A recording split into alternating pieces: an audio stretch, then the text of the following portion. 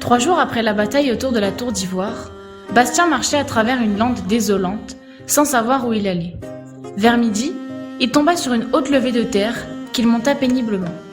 Au-delà, s'étendait une large vallée en forme de cuvette. La totalité de cette vallée était occupée par une ville. La multitude d'édifices suggérait du moins cette dénomination. Encore qu'il s'agit là de la ville la plus insensée que Bastien ait jamais vue.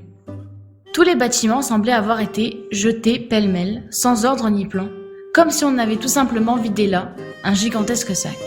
Il n'y avait ni rue, ni place, ni le moindre ordre reconnaissable. Mais même pris isolément, chaque édifice avait quelque chose de démentiel.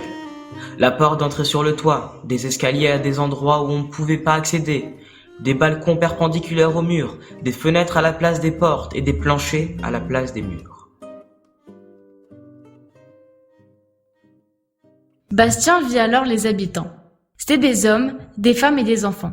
Ils ressemblaient à des êtres humains ordinaires, mais étaient habillés comme s'ils n'étaient plus capables de distinguer des objets servant à se vêtir à ceux qui étaient réservés à d'autres usages.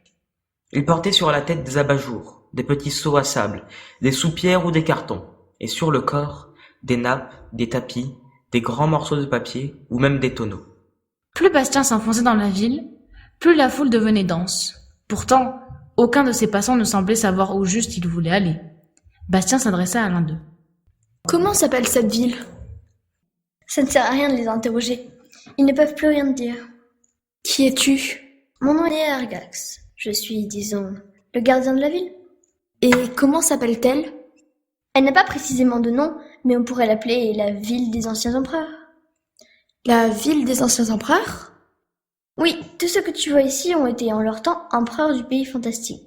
Ou du moins ont voulu devenir. Tu veux dire que ce sont des êtres humains ? C'est cela. Mais comment sont-ils arrivés ici ? Oh, de tout temps, il y a eu des hommes qui n'ont pas retrouvé le chemin de leur monde.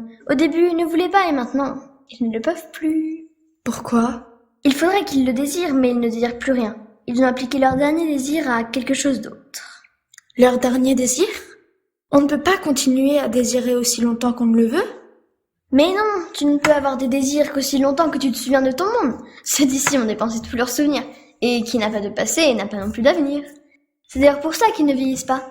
Plus rien ne peut changer pour eux, puisqu'eux-mêmes ne peuvent plus changer. Une petite visite de la ville ferait-elle plaisir à monsieur ? Viens, ça ne coûte rien. Bastien se mit à marcher à côté de son guide, bien qu'il lui préférait de s'enfuir de là en courant. Il se sentait mal à l'aise, et cette sensation s'accroissait à chaque pas.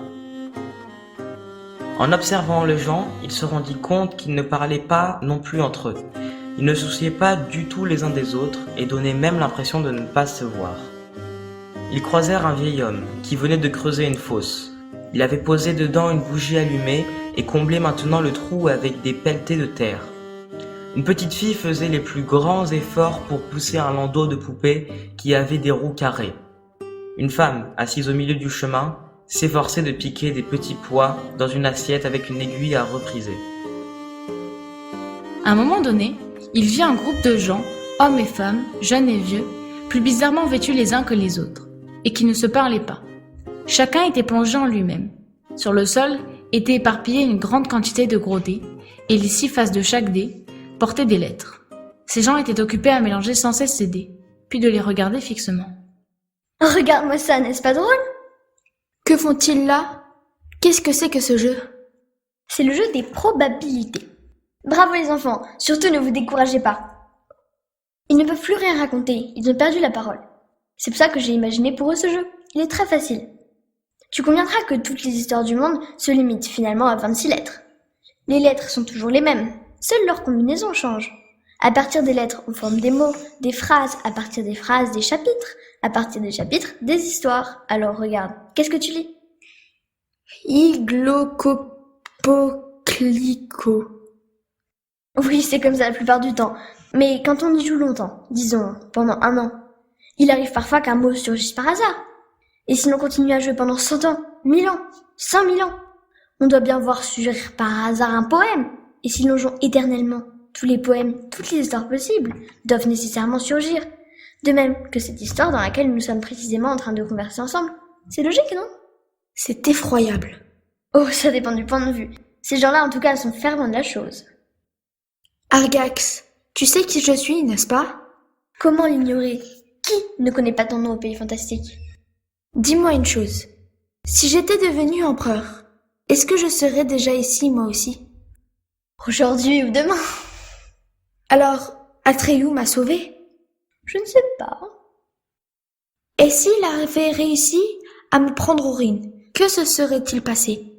Tu aurais atterri ici également. Pourquoi?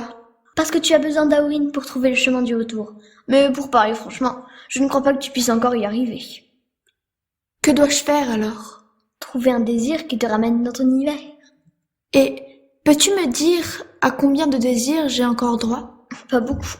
À mon avis, 3 ou 4 tout au plus. Tu t'y prends un peu tard. Personne au pays fantastique ne sait pas où passe le chemin qui vous ramène dans votre monde. Peut-être trouveras-tu Yorminrod, la dernière chance de salut pour beaucoup de gens dans ton cas. En tout cas, tu trouveras encore pour cette fois un moyen de sortir de la ville des anciens empereurs. Merci, Argax. Au revoir, Bastien Balthazar Bucks.